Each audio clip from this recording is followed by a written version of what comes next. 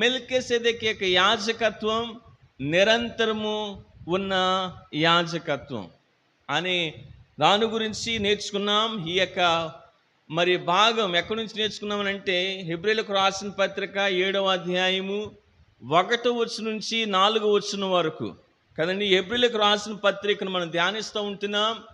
1వ అధ్యాయం నుంచి మరి ఇప్పుడు 7వ అధ్యాయం వరకు వచ్చాం. అయితే మరి చూద్దాం ప్రియమైన దేవుని బిడ్డలారా, మన వాక్యాన్ని చదువుకుందాం. 7వ అధ్యాయము 4వ వచనం నుండి 10వ వచనం వరకు చదువుకుందాం. హెబ్రీయులకు రాసిన పత్రిక 7వ అధ్యాయము 4వ వచనం నుండి 10వ వచనం వరకు. ఇతడెంత ఘనుడో చూడుడి, మూల పురుషుడైన అబ్రహాము అతనికి కొల్లగొన్న శ్రేష్టమైన వస్తువులలో 10వ వంతు ఇచ్చెను. మరియు లేవి కుమారులలో నుండి యాజకత్వం పొందువారు తమ సహోదరులు అబ్రహాము గర్భవాసం నుండి పుట్టినను ధర్మశాస్త్రము చొప్పున వారి యొద్ద అనగా ప్రజల యొద్ద 10వ వంతు పుచ్చుకొనుటకు ఆజ్ఞను పొంది ఉన్నారు. కానీ వారితో సంబంధించిన వంశావళి లేనివాడైన మెల్కీసెదెకు అబ్రహాము వద్ద 10వ వంతు పుచ్చుకొని వాగ్దానం పొందిన వానిని ఆశీర్వదించెను. తక్కువ వాడు ఎక్కువ వాని చేత ఆశీర్వదింపబడునను మాట కేవలము నిరాక్షేపమైనది. మరియు లేవి క్రమము చూడగా చావునకు లోనైన వారు 10వ వంతును పుచ్చుకొనుచున్నారు. అయితే ఈ క్రమము చూడగా జీవించున్నాడని సాక్ష్యం పొందినవాడు పుచ్చుకొనుచున్నాడు. అంతేకాక ఒక విధమున చెప్పిన ఎడల 10వ వంతు పుచ్చుకొను లేవియు అబ్రహాము ద్వారా దశమాంశములను ఇచ్చెను. ఎలాగనగా మెల్కీసెదెకు అతని పితరుని కలుసుకున్నప్పుడు లేవి తన పితరుని గర్భములో ఉండెను. దేవుడి పరిశుద్ధ వాక్యమును దీవించునుగాక. ప్రార్థన చేసుకుందాం. పరిశుద్ధుడా యేసయ్యా, మీకు స్తోత్రాలు. దేవానైనా గత వారం నుండి మమ్మల్ని కాచి కాపాడారు. అందును బట్టి మిమ్మల్ని స్తుతిస్తూ ఉంటున్నాం. ఈ వారములో మరలా తండ్రి బుధవారపు రోజున తండ్రి బైబిల్ స్టడీలు కలుసుకోవడానికి మీరు మాకు సహాయం చేసినందుకు మిమ్మల్ని స్తుతిస్తూ ఉంటున్నాం. ఇంతవరకు మీరు తోడై ఉన్నారు. అందును బట్టి మీకు స్తోత్రాలు. మీ వాక్యాన్ని చదువుకున్నాం, ధ్యానించబోతుంటున్నాం. పరిశుద్ధాత్మదేవుడా, మా మనోనేత్రాలు మీరు తెరవండి. దేవా, మీ వాక్యమును అర్థం చేసుకుని మనస్సును, జ్ఞానాన్ని, దేవా హృదయాన్ని దయచేయమని ప్రార్థన చేస్తుంటున్నాం. వాక్యమును అర్థం చేసుకుని ఆత్మీయ జీవితంలో మేము పరిపక్వం అవడానికి, విశ్వాసంలో మేము బలపరచబడడానికి, దేవాని మీ వైపు చూస్తూ నడవడానికి సహాయం చేయమని యేసు నామములో స్తుతించి ప్రార్థిస్తున్నాము తండ్రి. ఆమేన్.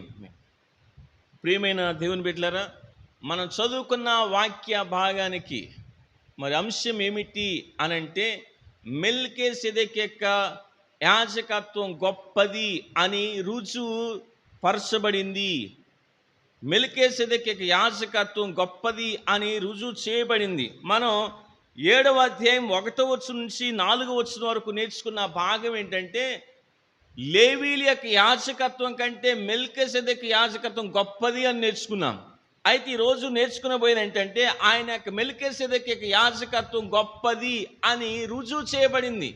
ఎలాగూ రుజువు చేయబడింది అనంటే మొదటిగా మనం చూస్తే మరి అబ్రహాము మెల్కీసెదెకుకి శ్రేష్టమైన వస్తువులలో 10వ వంతు ఇచ్చెను.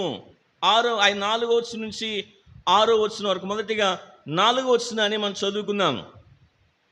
ఇతడెంత ఘనుడో చూడుడి. ఎవరైనా మెల్కీసెదెకు ఎంత ఘనుడో చూడుడి. మూల పురుషుడైన అబ్రహాము అతనికి కొల్లగొన్న శ్రేష్టమైన వస్తువులలో 10వ వంతు ఇచ్చెను అనేది జ్ఞాపకం చేస్తూ ఉంటున్నాడు. ప్రియమైన దేవుని బిడ్డలారా, యూదులకు మూల పురుషుడు ఎవరు అనంటే అబ్రహాము. అయితే ఈ అబ్రహాము మరి ఈ మెల్కీసెదెకు కనుగొన్నప్పుడు ఈ మెల్కీసెదెకుకి 10వ వంతు ఇచ్చెను. మనం ఎక్కడ కూడా బైబిల్ గ్రంథంలో మరి మెల్కీసెదెకు అబ్రహాముకి యాజకుడు అని మనం వినలేదు, మనం చదవలేదు. కానీ అబ్రహాము ఒకటి కనుగొన్నాడు. ఏమిటి అనంటే ఈ మెల్కీసెదెకు సర్వోన్నతుడగు దేవునికి యాజకుడు. ఆయన 10వ వంతు పుచ్చుకోవడానికి అర్హుడు. ఆయన అబ్రహాము విశ్వాసించి ఆయన 10వ వంతు శ్రేష్టమైన దాంట్లో 10వ వంతు ఇచ్చెను అని వాక్యం తెలియజేస్తుంది. ప్రియమైన దేవుని బిడ్డలారా, అయితే ఈ అబ్రహాము 10వ వంతు మరి మెల్కీసెదెకుకి ఇచ్చాడు.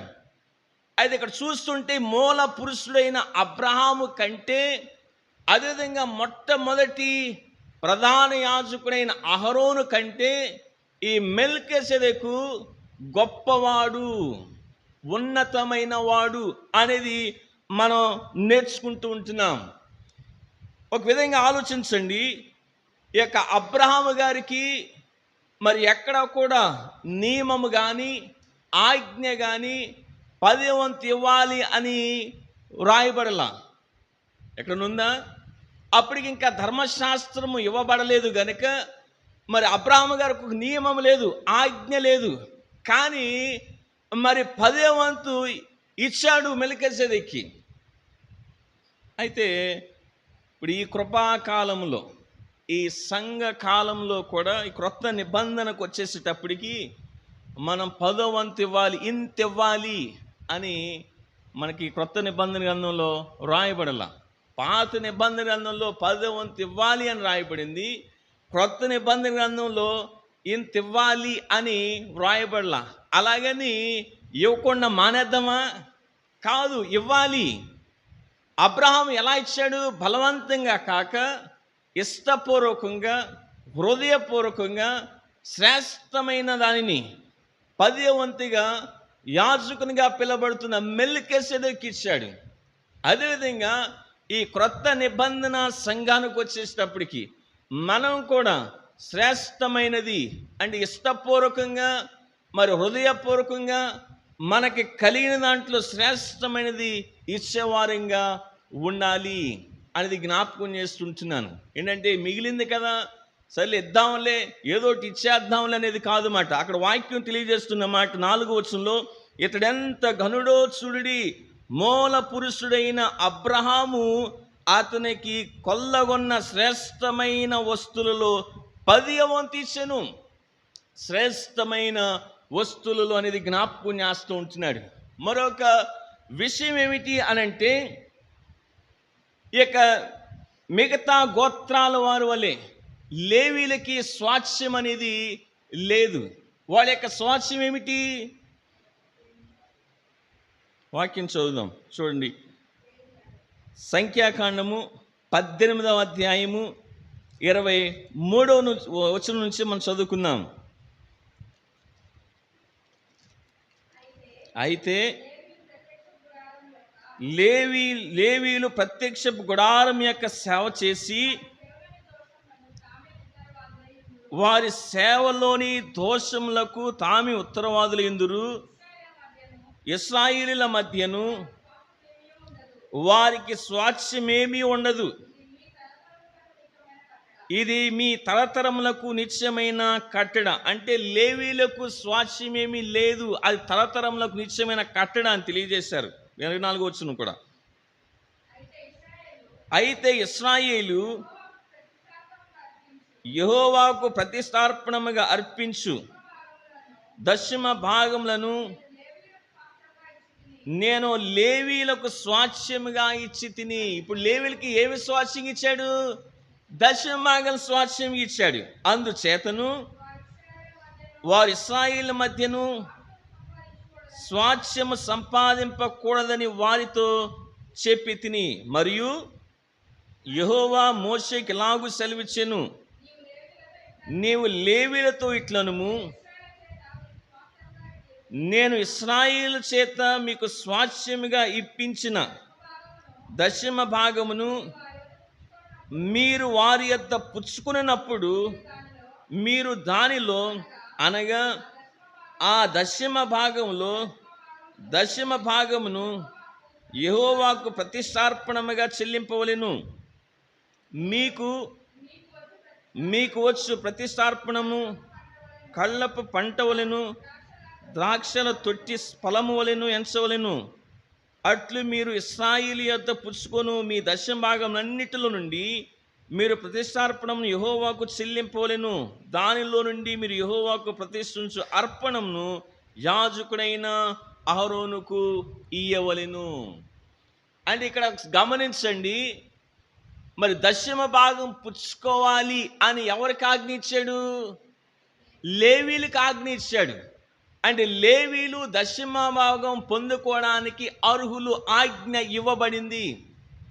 ఆ యాజకుల్లో మళ్ళా చూస్తుంటే వాడు దశమ భాగం తీసుకున్నప్పుడు మళ్ళీ ఆ దశమ భాగం నుంచి దశమ భాగం తీసి ఎవరికి ఇవ్వాలి? అహరోనుకి, మళ్ళా ప్రధాన యాజకుడికి అనేది జ్ఞాపకం చేస్తూ ఉంటున్నాడు. అయితే ఇక్కడ విషయం చూడండి, మరి అబ్రహాము గారు ఎప్పుడైతే 10వ వంతు మెల్కీసెదెకు ఇచ్చాడో, ఆ మెల్కీసెదెకు ఇచ్చినప్పుడు అబ్రహాముతో పాటు ఈ వాగ్దానం పొందిన ఎవరు? లేవీలు దశమ భాగం పుచ్చుకోవాలి అని వాగ్దానం పొందిన వీళ్ళు కూడా మెల్కీసెదెకుకి 10వ వంతు ఇచ్చారు అని అంటున్నాడు. ఎలా ఇచ్చారు అదే మాట ఒకసారి చూడండి. 5వ వచనం నుంచి చూద్దాం. ఏప్రిల్కి రాసిన పత్రిక 7వ అధ్యాయం 5వ వచనం నుంచి. మరియు లేవి కుమారులలో నుండి యాజకత్వం పొందువారు తమ సహోదరులు అబ్రహాము గర్భవాసం నుండి పుట్టినను ధర్మశాస్త్రం చొప్పున వారి యొద్ద, అనగా ప్రజల యొద్ద 10వ వంతును పుచ్చుకున్నటకు ఆజ్ఞను పొంది ఉన్నారు. చూడండి, లేవీల గురించి మాట్లాడుతూ ప్రజల యొద్ద 10వ వంతు పుచ్చుకున్న ఆజ్ఞను పొంది ఉన్నారు. కానీ వారితో సంబంధించిన వంశావళి లేనివాడైన మెల్కీసెదెకు అబ్రహాము వద్ద 10వ వంతు పుచ్చుకొని వాగ్దానం పొందిన వారిని ఆశీర్వదించెను. ఇప్పుడు చూడండి, ఈ మూల పురుషుడైన అబ్రహాము మెల్కీసెదెకుకి 10వ వంతు ఇచ్చాడు. అంటే ఇప్పుడు ఎవరు గొప్పవాళ్ళు? 10వ వంతు పుచ్చుకున్నవాడు గొప్పవాడు. అదేనండి.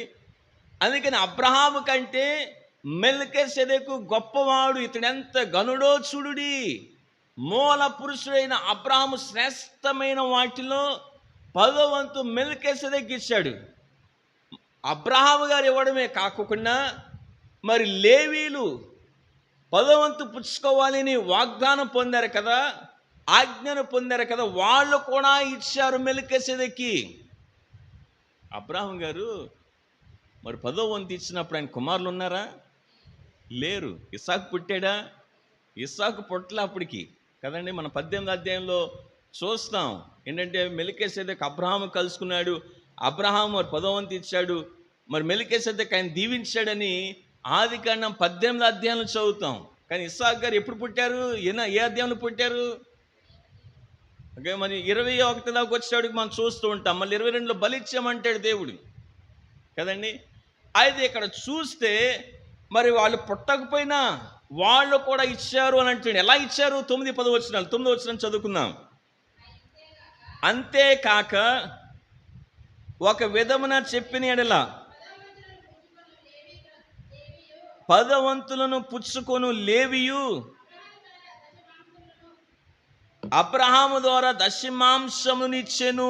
చూడండి, ఇక్కడ రాయబడిన మాట అంతేకాక ఒక విధమున చెప్పిన 10వ వంతులను పుచ్చుకొను లేవియు వాళ్ళు కూడా అబ్రహాము ద్వారా దశమాంశమును ఇచ్చెను అని అంటున్నాడు. ఎలా ఇచ్చారు? 10వ ఎలాగనగా మెల్కీసెదెకు అతని పితరుని కలుసుకున్నప్పుడు లేవి తన పితరుని గర్భములో ఉండెను. చూడండి, ఎప్పుడైతే అబ్రహాము గారు మరి 10వ వంతు ఇచ్చాడో, మరి అబ్రహాముతో పాటు ఆజ్ఞను పొందిన లేవీలు కూడా ఇచ్చాడంటున్నారు. ఎందుకంటే మరి లేవీలు ఎవరి సంతానం? అబ్రహాము సంతానం కదండి. అబ్రహాము కుమారుడు ఇస్సాకు, ఇస్సాకు కుమారుడు యాకోబు, యాకోబు కుమారులు 12 గోత్రాలు వారు ఎక్కడి నుంచి వచ్చారు? అబ్రహాము సంతానంగా పిలవబడుతున్నారు. అంటే ఈ లేవీలు అబ్రహాం యొక్క గర్భవాసి అని జ్ఞాపకం చేస్తూ ఉంటున్నాడు. అందుకని ఇప్పుడు చూస్తూ ఉంటే ఈ యొక్క మెల్కీసెదెకు అబ్రహాము కంటే గొప్పవాడు. ఇంకా చూస్తుంటే లేవీల యొక్క యాజకత్వం కంటే మెల్కీసెదెకు యొక్క యాజకత్వం గొప్పది. అహరోను, అదేవిధంగా అహరోను తర్వాత వచ్చిన యాజకుల కంటే ఈ మెల్కీసెదెకు యొక్క యాజకత్వం ఉన్నతమైనది, గొప్పది అనేది జ్ఞాపకం చేస్తున్నాడు. ఎందుకని? ఈ దశమ ఎవరైతే ఆజ్ఞను పొందుకున్నారో వాళ్ళే ఈ మెల్కీసెదెకుకి 10వ వంతు ఇచ్చారు. అది జ్ఞాపకం చేస్తూ ఉంటున్నాడు. ప్రియమైన దేవుని బిడ్డలారా, ఎందుకని భక్తుడి జ్ఞాపకం చేస్తూ ఉంటున్నాడు? క్లుప్తంగా మీ జ్ఞాపకం చేస్తున్నాడు, మరలా చివరిలో చెప్తానమాట. ఎందుకని అని అంటే హెబ్రీ విశ్వాసులకి ఈ పత్రికను రాస్తూ ఉంటున్నాడు. వారు మోషే ధర్మశాస్త్రం వైపు, మోషే మరి అక్కడ మోషేకి ఇవ్వబడిన ఆజ్ఞల చొప్పున వాళ్ళ యొక్క యాజకత్వం వైపు చూస్తూ ఉంటున్నారు. వాళ్ళకి వచ్చే శ్రమలను బట్టి, కష్టాలను బట్టి యేసుక్రీస్తుని విడిచిపెట్టేసి ఆ సమయంలో దేవాలయం ఉంది కనుక దేవాలయం వైపు చూస్తూ ఉంటున్నారు. ఆ లేవీల యొక్క యాజకత్వం వైపు చూస్తూ ఉంటున్నారు కనుక భక్తుడు జ్ఞాపకం చేస్తూ ఉంటున్నాడు. లేదు లేదు, ఇక్కడ మెల్కీసెదెకు ఆ లేవీల కంటే ఉన్నతమైన వాడు, గొప్పవాడు అనేది జ్ఞాపకం చేస్తూ ఉంటున్నాడు. మరి రెండవదిగా మెల్కీసెదెకు యొక్క యాజకత్వం గొప్పది అని రుజువు చేయబడింది. రెండవదిగా చూస్తుంటే మరి మెల్కీసెదెకు అబ్రహాముని దీవించాడు. 6-7 వచనాలు. 6వ వచనం మొదటిగా చదువుకుందాం.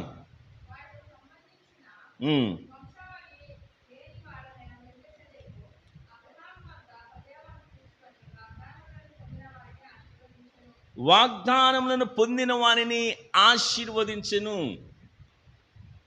దేవుడైన యెహోవా అబ్రహాము గారిని పిలుచుకున్నప్పుడు మరి దేవుడు ఆయనకు వాగ్దానం చేశాడు, అబ్రహామా నిన్ను నిశ్చయముగా నిజముగా ఆశీర్వదించెదను.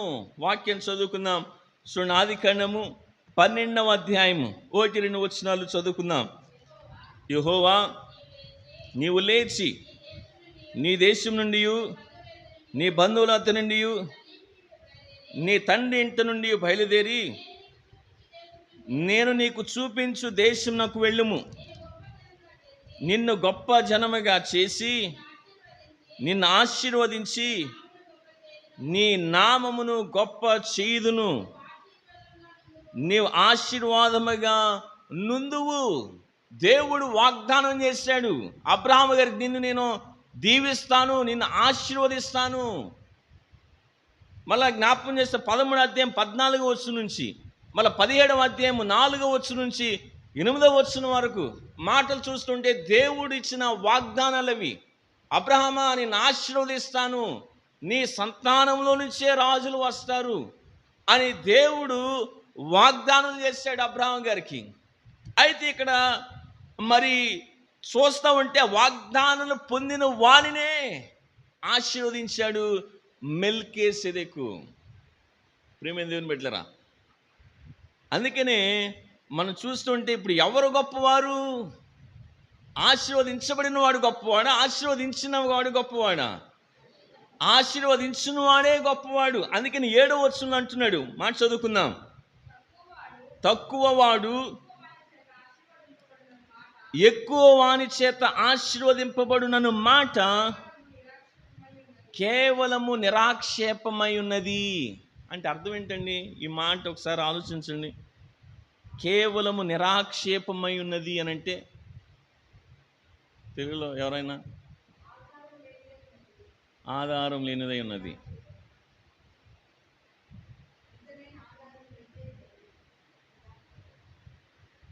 ఇక్కడ ఒకసారి ఈ సెంటెన్స్ని మనం చూస్తే, ఆ వచనంతటిని గనక మనం ధ్యానిస్తే మనం అలా చెప్పగలుగుతాం.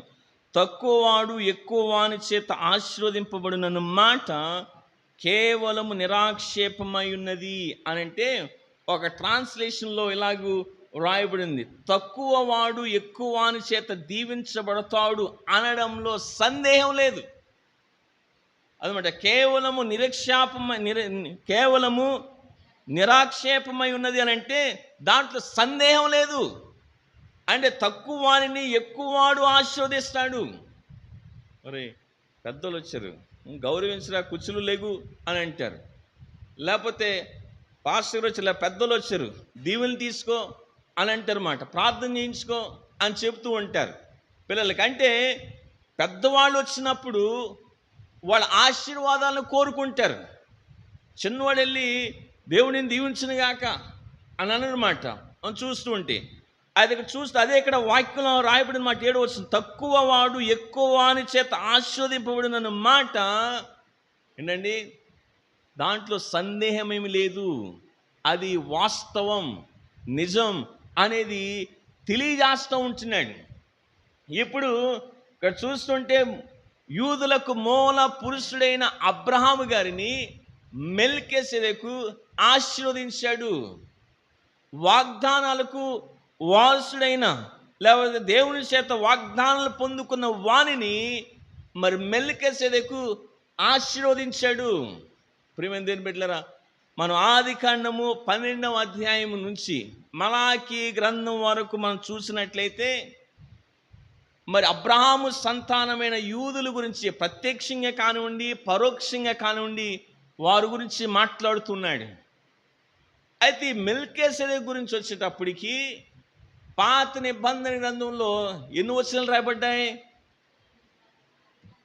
ఎన్ని వచనాలు? 4 వచనాలు అన్నమాట. ఆది కాండంలో 3 వచనాలు, కీర్తన గ్రంథంలో ఒకే ఒక వచనం అన్నమాట.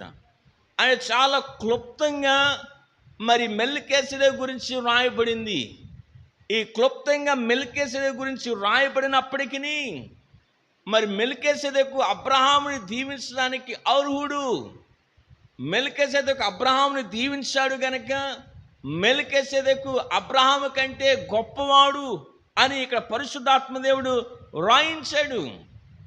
ఎందుకని అనంటే ఈ మెల్కీసెదెకు యొక్క వ్యక్తిగత అర్హతలను బట్టి, ఆయన వంశావళిని బట్టి కాదు అబ్రహాముని ఆశీర్వదించింది, ఆయన యొక్క వారసత్వాన్ని బట్టి కాదు అబ్రహాముని దీవించింది, ఆయన యొక్క మరి వ్యక్తిగత అర్హతలను బట్టి మరి అబ్రహాముని ఆశీర్వదించాడు. ప్రియమైన దేవుని బిడ్డలారా, మరి ప్రస్తుతం మరి సంఘంలో పరిచర్య చేసేవాళ్ళు, కాపురులుగా పిలువబడుతున్న వాళ్ళు, మరి పరిచారకులుగా పిలువబడుతున్న వాళ్ళు మరి ఎలా నియమించబడాలి అంటే వ్యక్తిగత అర్హతలను బట్టి, వారసత్వాన్ని బట్టి కాదు. నేను పాస్టర్ని కదా, నా తర్వాత ఎవరు వచ్చేయాలి, నా కుమారుడు వచ్చేయాలి. లేదు, వారసత్వాన్ని బట్టి కాదు, ఏంటంటే వ్యక్తిగత అర్హతలను బట్టి. అందుకని తిమోతికి రాసిన పత్రిక 3వ అధ్యాయము 1వ వచనం నుంచి పాస్టర్కు ఉండవలసిన అర్హతల్ని అక్కడ రాయించుకుంటూ వచ్చాడు. పరిచారకుడికి ఉండవలసిన అర్హతలు కూడా రాయబడ్డాయి. దేవుని బిడ్డలారా, అయితే ఇక్కడ చూస్తుంటే ఈ మెల్కీసెదెకు తన యొక్క వ్యక్తిగత అర్హతను బట్టి మరి ఇక్కడ అబ్రహాముని దీవించగలిగాడు, అబ్రహాముని ఆశీర్వదించాడు అనేది జ్ఞాపకం చేస్తూ ఉంటున్నాను. అందుకని మెల్కీసెదెకు అబ్రహాము కంటే గొప్పవాడు, అబ్రహాము నుంచి వచ్చిన మరి లేవి ఇల్లు కంటే గొప్పవాడు అనేది జ్ఞాపకం చేస్తూ ఉంటున్నాను. ఇప్పుడు అబ్రహాముని ఆశీర్వదించినప్పుడు, అబ్రహాము కంటే గొప్పవాడైనప్పుడు, అబ్రహాం నుంచి వచ్చిన వారందరికంటే కూడా గొప్పవాడు అనేది జ్ఞాపకం చేస్తూ ఉంటున్నాను. 3వ విషయం మరి చూస్తే ఈ యొక్క మెల్కీసెదెకు నిరంతరము యాజకుడై ఉన్నాడు. 7వ వచనాన్ని మన 8వ వచనాన్ని చదువుకుందాం. మరియు లేవీ క్రమము చూడగా చావునకు లోనైన వారు 10 వంతులను పుచ్చుకొనుచున్నారు. అయితే ఈ క్రమము చూడగా జీవించున్నాడని సాక్ష్యము పొందినవాడు పుచ్చుకొనుచున్నాడు. చూడండి, జీవించున్నాడని సాక్ష్యం పొందినవాడు. ధర్మశాస్త్ర ప్రకారము లేవీలు యాజకులు అవ్వాలి. ఆ యాజకులు అవ్వడానికి కూడా ఏజ్ లిమిట్ ఉంది. ఆ ఎన్నో సంవత్సరం నుంచి మరి ఎన్నో సంవత్సరం వరకు యాజకుడు అవ్వాలనేది కూడా వాక్యం చెప్తుంది. 25వ సంవత్సరం పైబడిన వారు, 50వ సంవత్సరము లోపు ఉన్నవారు యాజకులు అవ్వాలి. 50 సంవత్సరం వచ్చింది, పూర్తయింది అని అంటే వాళ్ళ యాజకత్వం కూడా పూర్తయింది. అలా యాజకత్వం చేస్తూ ఒకవేళ ఆ యాజకుడు మరణించాడనుకో, వాళ్ళకి యాజకత్వం ముగించబడింది. అంటే లేవీల యొక్క యాజకత్వం తాత్కాలికమైనది, నిరంతరం ఉన్న యాజకత్వం కాదు అనేది జ్ఞాపకం చేస్తూ ఉంటున్నాను. అయితే మరి మెల్కీసెదెకు గురించి చెబుతూ, ఈ మెల్కీసెదెకు జీవించున్నాడని సాక్ష్యం పొందినవాడు పుచ్చుకొనుచున్నాడు. అందుకని బైబిల్ గ్రంథంలో ఆయన యొక్క తల్లి గురించి, తండ్రి గురించి, వంశావళి గురించి, ఆయన యొక్క ఆది గురించి, అంతం గురించి వ్రాయబడలేదు. అందుకని మెల్కీసెదెకు నిరంతరం యాజకుడై ఉన్నాడు అనేది జ్ఞాపకం చేస్తూ ఉంటున్నాడు. ప్రియమైన దేవుని బిడ్డలారా, మరి ఇక మెల్కీసెదెకు యేసుక్రీస్తుకి సాదృశ్యంగా ఉన్నాడు. ఈ మెల్కీసెదెకు దేవుని కుమారుడైన యేసుక్రీస్తుని పోలి ఉన్నాడు. అందుకే భక్తుడైన దావీదు యేసుక్రీస్తు పుట్టక మునిపే మరి ప్రవచనంతో వ్రాయబడిన మాట, నీవు నిరంతరము మెల్కీసెదెకు యొక్క క్రమం చొప్పున యాజకుడు అయినావు. ఆ మాట మరొకసారి చదువుకున్నాను. చూడండి, కీర్తన గ్రంథము 110వ కీర్తన 4వ వచనం.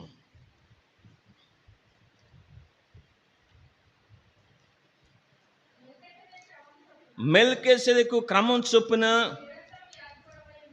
నీవు నిరంతరము యాజకుడు అయ్యుందు అని యెహోవా ప్రమాణం చేస్తున్నాడు, ఆయన మాట తప్పని వాడు. చూడండి, మెల్కీసెదెకు క్రమం చొప్పున నీవు నిరంతరం యాజకుడు అయినావు అని యేసుక్రీస్తు ఆయన నిరంతరం యాజకుడైన వాడు.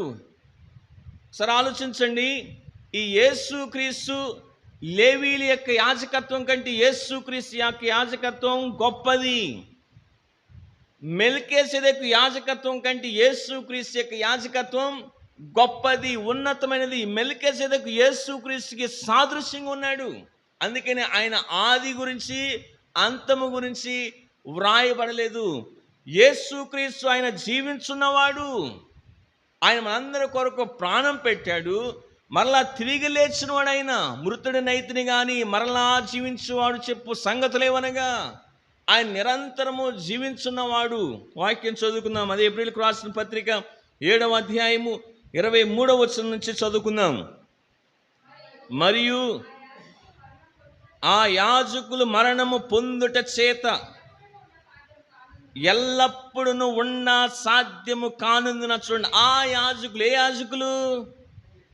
లేవి యాజకులు. అదండి, లేవి యాజకులు మరణం పొందుట చేత ఎల్లప్పుడు ఉన్న సాధ్యము కానుందున అనేకులైరి గాని ఈయన అంటే యేసుక్రీస్తు నిరంతరం ఉన్నవాడు గనుక మార్పు లేని యాజకత్వం కలిగిన వాడైను. దేవుని స్తోత్రం అండి. ఇక్కడ చూస్తుంటే యేసుక్రీస్తు గురించి చెప్తూ ఉంటున్నాడు. ఆయన ఎవరు? నిరంతరం యాజకుడై ఉన్నాడు యేసుక్రీస్తు. ప్రియమైన దేవుని బిడ్డలారా, ఆలోచించండి. ఇక్కడ చూస్తుంటే మెల్కీసెదెకు గురించి నేర్చుకుంటున్నాం. మెల్కీసెదెకు మరి ఆయన యొక్క యాజకత్వం గొప్పది అనేది రుజువు చేయబడింది. ఎలా రుజువు చేయబడింది అని అంటే, మూల పురుషుడైన అబ్రహాము మెల్కీసెదెకు 10వ వంతు ఇచ్చాడు గనక ఈ మెల్కీసెదెకు అబ్రహాము కంటే గొప్పవాడు. మరి వాగ్దానం పొందిన వానినే మెల్కీసెదెకు ఆశీర్వదించాడు, దీవించాడు గనక ఈ మెల్కీసెదెకు గొప్పవాడు. మూడవదిగా చూస్తుంటే ఈ మెల్కీసెదెకు నిరంతరం ఉన్నవాడు. లేవి యాజకులైతే మరణము పొందుట చేత వాళ్ళు అనేకమైన యాజకులు వచ్చేవాళ్ళు. కానీ మెల్కీసెదెకు నిరంతరం ఉన్నవాడు అని జ్ఞాపకం చేస్తూ ఉంటున్నాడు. ఇప్పుడు ఈ మెల్కీసెదెకు యేసుక్రీస్తుకి సాదృశ్యంగా ఉన్నాడు. మళ్ళీ బ్యాక్గ్రౌండ్ జ్ఞాపకం చేస్తూ ఉంటున్నాను. ఏంటంటే ఇప్పుడు యేసుక్రీస్తు చూస్తే ఆ యాజకుల కంటే, లేవీల యొక్క యాజకుల కంటే గొప్పవాడు యేసుక్రీస్తు. అబ్రహాం అంటున్నాం కదా, మరి అబ్రహాము సంతానం నుంచి వచ్చిన వారి కంటే మరి యేసుక్రీస్తు రాలేదా? యేసుక్రీస్తు ఎవరి సంతానం? అబ్రహాం సంతానం. 2వ అధ్యాయము 16 వచనం కదండి. అదే ఏప్రిల్కి రాసిన పత్రిక. ఏలయనగా ఆయన ఎంత మాత్రము దేవదూతల స్వభావం ధరించుకొనక అబ్రహాము సంతాన స్వభావం ధరించుకొని ఉన్నాడు. అంటే ఇక్కడ చూడండి, ఇప్పుడు యేసుక్రీస్తు అబ్రహాము సంతానంగా పిలువబడుతున్నాడు. కానీ యేసుక్రీస్తుకిని మరి అబ్రహాము సంతానంగా లేవీయులకి పిలువబడుతున్న దానికి వ్యత్యాసం ఉన్నది. అంటే యేసుక్రీస్తు అబ్రహాము పుట్టక ముందు నుంచి ఉన్నవాడు. యూదులతో మాట్లాడుతూ అంటాడు యేసయ్య, అబ్రహాం పుట్టక ముందు నుంచి నేను ఉన్నాను అని అంటాడు. అంటే అబ్రహాముకి యేసుక్రీస్తు కల్లా చూస్తుండే ఎన్ని తరాలు వ్యత్యాసం ఉంది అని అంటే, వాక్య గ్రంథం చూస్తుండే 42 తరాలు తర్వాత యేసుక్రీస్తు పుట్టి యూదులతో అంటున్నాడు మాట, అబ్రహాము కంటే ముందున్నవాడును. ఆ యేసుక్రీస్తు ఎవరు? దేవుడు. ఆది యందు వాక్యము నేను, వాక్యము దేవుని యొద్దనెను, వాక్యమే దేవుని అయిందెను. అయితే తన శరీరధారికి వచ్చినప్పుడు అబ్రహాము సంతానంగా పిలువబడ్డాడు. అందుకని ఇక్కడ చూస్తుంటే ఆ లేవీయులకి యేసుక్రీస్తుకి చాలా వ్యత్యాసం. యేసుక్రీస్తు దేవుడు. అందుకే ఇక్కడ భక్తుడి జ్ఞాపకం చేస్తూ ఉంటున్నాడు, మెల్కీసెదెకు క్రమం చొప్పున యేసుక్రీస్తు ఆయన మరి నిరంతరం యాజకుడైనాడు. అందుకే లేవీయుల యొక్క యాజకత్వం కంటే యేసుక్రీస్తు గొప్పవాడు. యూదులకు మూల పురుషుడైన అబ్రహాము కంటే యేసుక్రీస్తు గొప్పవాడు. అహరోను కంటే, అంటే మొట్టమొదటి మరి ప్రధాన యాజకుడైన అహరోను కంటే యేసుక్రీస్తు గొప్పవాడు. ఆయన నిరంతరము యాజకుడైనాడు, ఆయన జీవించున్నాడు.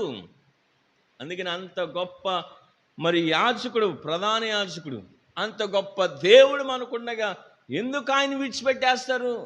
మీకు వచ్చే శ్రమలను బట్టి, మీకు వచ్చే కష్టాలను బట్టి, మీకు వచ్చే ఇబ్బందులను బట్టి ఎందుకు లేవీయుల యొక్క యాజకత్వం వైపు చూస్తారు? అటు చూడొద్దు. లేవీయుల యొక్క యాజకత్వం కంటే యేసుక్రీస్తు యొక్క యాజకత్వం గొప్పది. ఆయన మనకున్నాడు అని జ్ఞాపకం చేస్తూ ఉంటున్నాడు భక్తుడు. ప్రియమైన దేవుని బిడ్డలారా, మన విశ్వాస జీవితంలో కష్టం వచ్చినా, శోధన వచ్చినా, ఇబ్బంది వచ్చినా యేసుక్రీస్తుని విడిచిపెట్టేవారుగా ఉండకూడదు. యేసుక్రీస్తు శ్రేష్టమైన వాడు, ఆయన గొప్పవాడు.